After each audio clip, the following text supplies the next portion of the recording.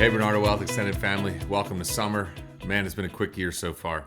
Wanted to just talk today about sticky inflation. Going to recap, kind of looking back, what's happened so far this year in the markets and what do we see kind of moving forward quickly.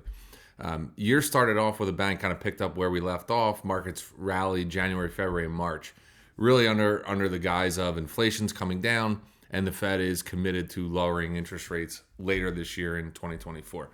We hit April, we get some data that suggests inflation has come from like an 8-ish% range down to 3 and kind of ticked back up. Wrong trend, wrong direction for inflation. Fed starts wavering, markets start thinking, hey, maybe we're not, in for this. Maybe inflation isn't really under control and moving down as fast as we thought or in the right direction. And so, April was a tough month. We saw a sell-off in the market, values came down, and kind of the risk-off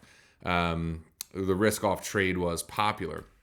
As the month came through, things started improving. As we get through to May, obviously May has been a good month so far, and that has changed, right? Corporate earnings have been strong.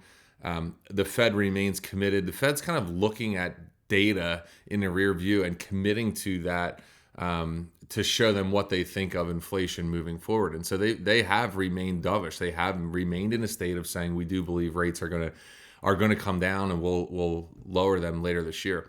What are the risks really moving forward? We keep talking about a few things. One is employment in the labor markets. I think, in my opinion, we can't start talking about recession until we start talking about people losing jobs and not being able to instantly go right back to the workforce. We've saw some pulls and pockets, especially in technology, of some layoffs and some right sizing of companies. Well, ultimately, those workers were able to get right back to another job. Maybe it wasn't in the tech sector, but other sectors were hiring and still growing.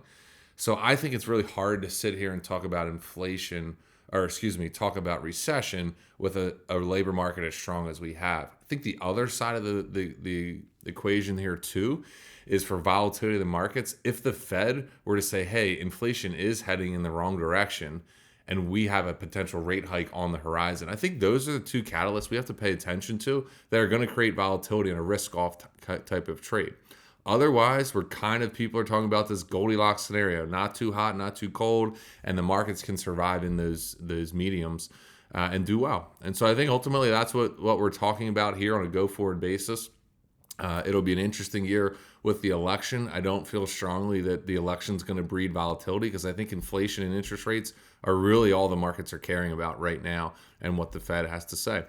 So those are just a couple talking points around kind of sticky inflation and it really not going to where we think it should go here and what the implications on either side are. So thanks for your time.